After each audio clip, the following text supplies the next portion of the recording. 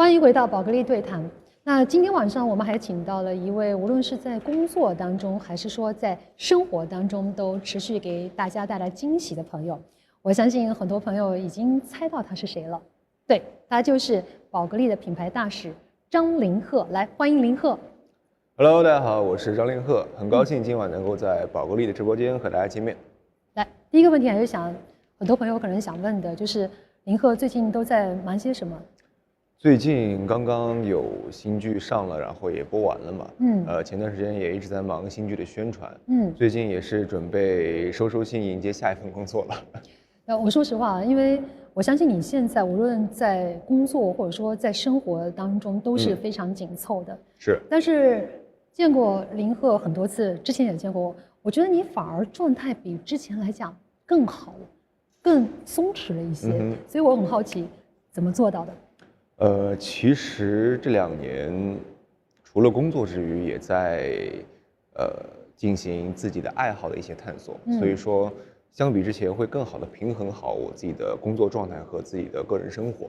对，就是爱好的话，能够让自己开心起来，放松下来。对，对，而且在工作之余有爱好的话，也可以分散一下你的注意力，让你自己投入到工作状态的时候会更加专注一点。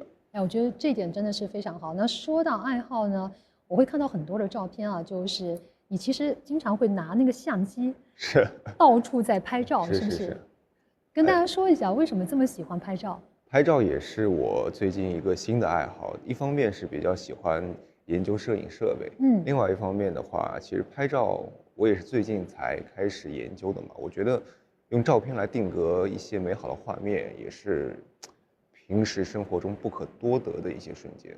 那说实话，你觉得摄影这件事情跟你做演员的这个状态来讲，有没有一些相通的地方？有，因为演员或者说，我在面对这些镜头的时候，也会涉及到一些镜头的运用啊，或者说它是画面的美感啊，所以说我自己学习的摄影，对这方面有了研究，对我自己的表演或者说日常生活中工作也会有一定的提升。我相信，因为都是用镜头去观察生活嘛，那做演员来讲，可能要观察到生活中一些很细腻的一些地方。是的。所以我想问一下，是不是这种能力也延伸到了做演员的一些专业的这个层面？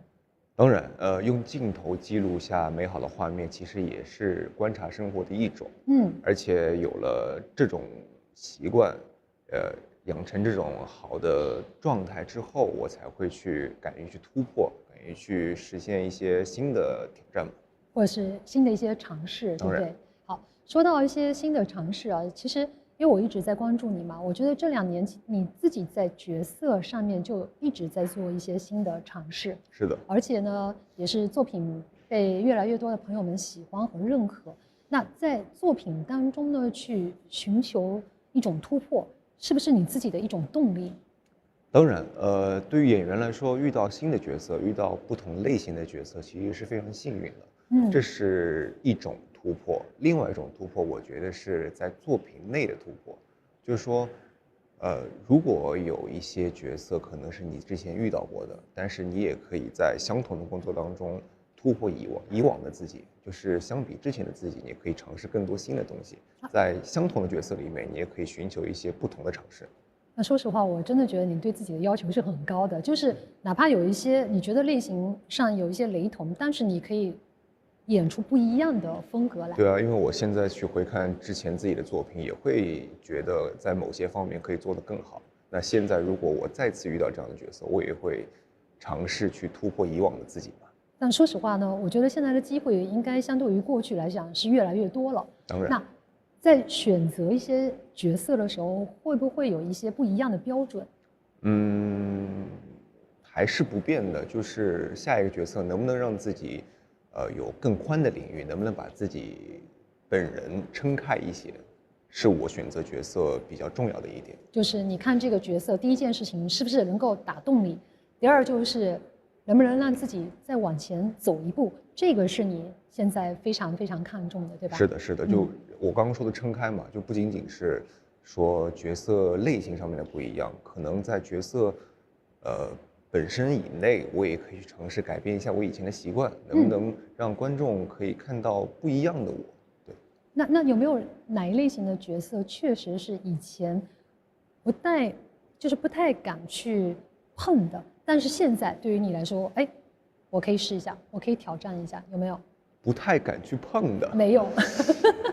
还真没有不太敢去碰的。但是我之前也说过，我有不太会去过快的去尝试的角色，就是一些比较超越我自己现在个人阅历的经历的。对，我不能够去够一些我说实话现在能力达不到的，这样会有一些，反正我对我自己的要求就是做不到60分或者做不到70分，我就不会去尝试。我真的觉得你这点的话是非常的真诚的，就是不是所有的人都可以像你这样很真诚的去面对，哎，这个可能就是我现在达不到的，对啊，我可以再等一等。可以再等一等，对，不急，不急，不能心急。对，我觉得这一点是非常真诚的，不是所有的人都可以勇敢的说出来的。是。但是随着这个角色越来越复杂，你有没有好奇过，或者说是你有没有担心过，哎，观众会怎么去看待这种变化？举个例子啊，比如说年龄跨度比较大的，或者这个角色真的是非常非常复杂的。就是你会觉得说，哎，跟以往的形象好像突破太大了啊。在尝试之前会有，在去挑战之前，我会担心说，哎呦，我去这一次挑战了这么大的改变，大家对我的这个人的理解会不会有我做不到的地方？就是说，大家对我的包容度有没有那么大？但是虽然说有这种担心，但还是会去做，因为你如果不做的话，也没办法看到观众对你的反馈嘛。所以说每一次新的角色出来，大家说哦，原来张凌赫在这方面还能演成这样，或者说张凌赫还能驾驭这样的角色，对我来说是一种非常非常大的鼓励。那能不能说这个也是支撑你去完成一步一步的这个角色的突破？这个是一个很大的动力在里面。当然，敢于犯错，勇于犯错，在面对挑战前，难免会有一点担心。不要害怕这种担心，勇敢的去跨出这一步，这是很重要的。但说实话，这个话题我之前也跟别的嘉宾有聊过，关于这个选错的这个问题。因为很多人他其实不敢突破的时候，我觉得不管在哪个层面啊，比如说你选择角色也好，或者说你选择另外一个赛道也好，那有些朋友想换一个工作也好，他们其实就是对现状来讲不是太满意，但是他们又很纠结。因为他怕做出这个选择，选错了这个选择，这个结果是他不能承受的。所以我想在这个方面，你有没有自己的一些心得？就你也不怕？首先得想清楚，就是你不能像一个愣头青一样，真的是一股脑把以前的所有东西都摒弃掉，去闯一个自己完全捉不到的或者摸不到的地方。这个我觉得是不能够提倡的。这个是你很理性的一个地方。对，首先你得对你踏出的这一步有所期待，有所规划。其次你得喜欢上这个东西，这个很关键。我觉得热爱是很重要的一件事儿。是你不管怎么样去冒险，怎么样去突破自己，你往前走的那个区域一定是自己热爱的。就好比说我去选择一个新的角色，选择演一个新的题材，如果这个题材不是我心底里认可的，或者说自己心底里去向往的一个东西，我觉得去做也不会做得很好。所以就是只要是认定自己所爱的去做了，想清楚了，勇敢的去做，就是不后悔了，对不对？对。好，那再继续说到，我注意到今年你还做了一件特别有意义的一件事情，就是拍了公益的纪录片《零碳未来》。我看了，是不是只有3集？只有3集。因为我就看到3集，我说哎，会不会还没有出来？纪录片嘛，纪录片嘛，对。那说一说，跟大家介绍一下这个纪录片里面讲的是什么样的一个内容，好不好？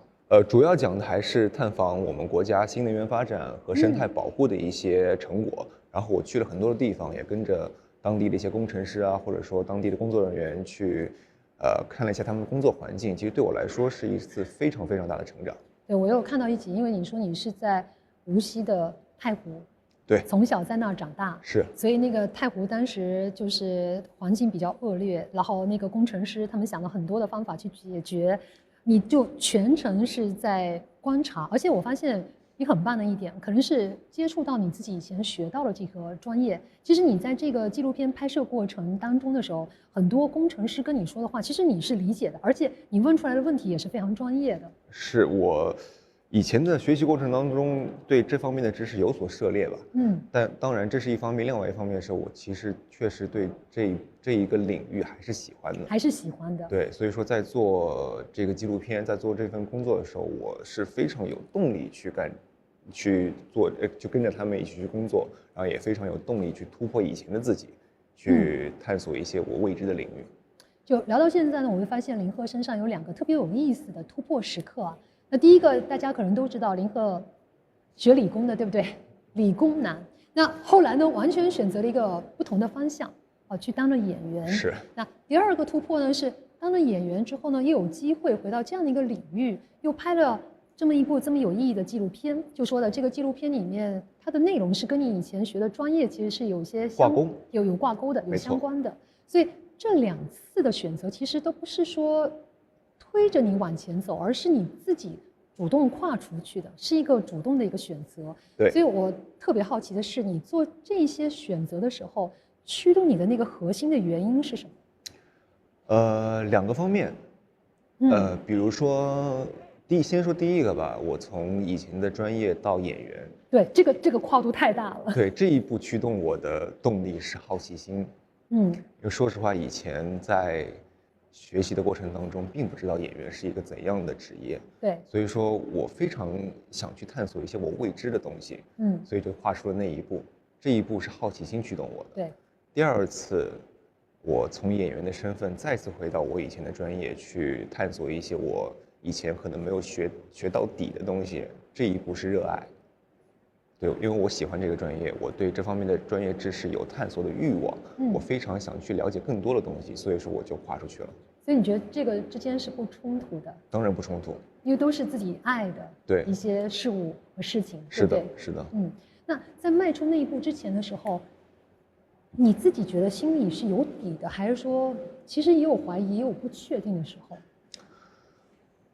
每一次都有，每一次都有不确定的时候，每一次其实底气都不是非常的足，但是也是想明白了，就是也是怎么说呢，做了小小的调研，对，也是了解了一下这个行业，了解了一下，我该去做些什么事儿，我才会去跨出那一步。但我很好奇的，就是因为学了那么久的这个专业，包括学理工方面的知识。那选择要去做演员的时候，我相信家里人肯定是非常诧异的。是，当然。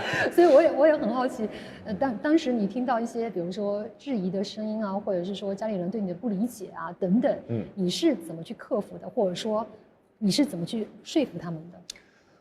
爸爸妈妈或者说家里其他的亲戚朋友对我这种选择，他们可能担心比我自己还多，就是他们觉得很冒险，很冒险。他们说，第一个，他们也不知道这个行业是怎么样的，所以说对他们来说，可能我的孩子去走入这个行业，他们也没办法保护我。这是他们担心的。第2个点是，他们会觉得你以前学了这么多年这个专业，再去突然跨领域的去进入另外一个行业，你完全是不一样的。对，你自己得经历多少的一些磨难，或者自己得经历，自己肩上得扛多少的压力，他们会担心我自己的状态。但是我跟他们说的是，其实如果我不走出这个舒适圈，如果不去探索未知的领域，其实我的眼界会变得非常窄。就算我这一步是错了，但是我踏出这一步之后，其实我可以让自己看到更多的东西。对我以后的职业生涯，对我以后的人生来说也是非常有益的。那可以这么讲，你是想得很清楚，因为我还年轻，我想要面对一些新的东西，我想去挑战它，而且我有一定的时间，有这个容错的这个空间，有试错的机会。对，而且最后你会发现说，不管它是成功还是不成功，对于人生来讲，它都是一种体验。当然，都是经验嘛，都是经验是最可贵的。所以我们刚才有聊到说你平时的一些摄影啊，包括说你观察生活也好，参与去拍摄这个纪录片也好，这些尝试现在看来其实都是在慢慢的拓宽你的一些边界，对不对？没错。所以我很想问你，你是怎么看待我们今天的主题突破？突破？对。因为我们今天的主题呢就是突破，那宝格丽140余年，它做的很重要的一件事情就是突破边界。突破其实就是说到底本质上面就是勇于突破以前的自己，让自己的眼界打开来。你刚刚说的那点非常对，就是拓宽自己的边界。其实对个人来说也好，对于宝格丽来讲也好，其实就是把自己的边界打得越来越开，让更多的风格、更多的状态、更多的人都可以包含到自己身上来。对，就像宝格丽有很多不同的产品、不同的珠宝一样，它可以适合很多不同的人种。对，人群，然后人的状态、人的气情绪、质等等，人的气质，对。那说到这儿呢，我正想说，宝格丽呢，它就是把突破呢刻在它的 DNA 里面，是这样的一个品牌。那刚才你也说到了，宝格丽有很多的突破，它有很多不同的系列，有没有哪一个的设计是特别打动你的？打动我的，都打动，都心动。怎么办？10个手指，2只手都非常打动我。当然，我最喜欢的还是灵蛇系列。它的那个灵蛇图腾，我觉得非常非常的有特点。对啊，它既有冲击感，又不失美感，因为它的线条我很喜欢。它有那种灵蛇的灵动，但是又不失那种线条的那种。我找一个形容词哈，它有点像建筑的建模。哎，建筑的什么？建模。建模，对不对？对，非常非常的有建筑结构的美学。是，你抓住了宝格丽它设计的一个精华、一个精髓所在。是吗？是这样的，我觉得说的非常的好，而且这个林和真的，我发现说你是一个好奇心很强的人，因为你生活中有很多不同的尝试，所以我觉得丰富了你很多，让你现在看起来就是我在跟你对谈过程当中的时候，我会发现说，哎，林和成熟了很多，而且魅力也比以前增加了很多，这个真的是一件很好的一件事情啊。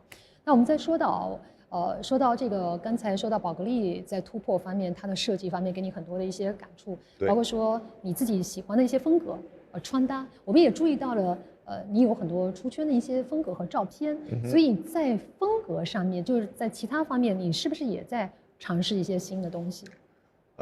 不同场合我会尝试不同的风格，现在也在加紧的突破自己，想让自己在同一种风格里面也展现出不一样的自我。哎，我发现你是喜欢在一个就是怎么讲基础的东西上面，你其实不是说完全去改变，但是你喜欢往里面、往深的去走，内疚，对，去挖掘同一种风格，或者说以前有过的状态，能不能展现出不一样的东西来？你看，这个我说实在话，一个人风格的尝试就是一个用外在的方式去呼应内在的变化，就像你刚才说的演戏，哎。我现在如果说接到跟以前雷同的角色，但是我还是希望挑战一下，我能不能够演出不一样的感觉？你不觉得这个之间是相通的吗？对，而且就说到演戏，然后又回到宝格丽，其实也是一样的。我在佩戴宝格丽珠宝的时候，其实也有不一样的尝试。比如说同一个系列，可能它戴在身上会有它自己的风格，但是你把它不同的组合一下，它就会展现出不一样的气质来。是。说到这个尝试新的风格啊，很多朋友也在说，哎，好像觉得突破必须是一个很大的动作，然后要完全换一个风格是不认识自己。我觉得也大可不必。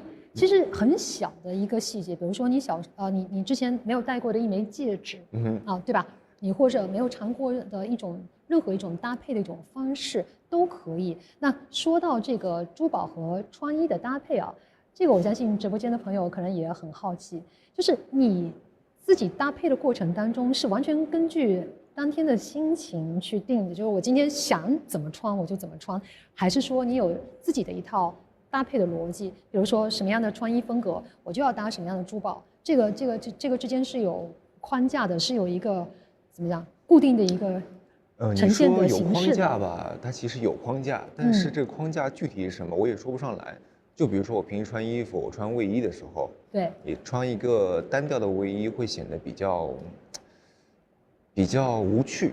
但是这时候如果你戴一条 B01 的项链，我觉得就会全身有一个点睛之笔在那儿，大家看你的时候就会有视觉重点。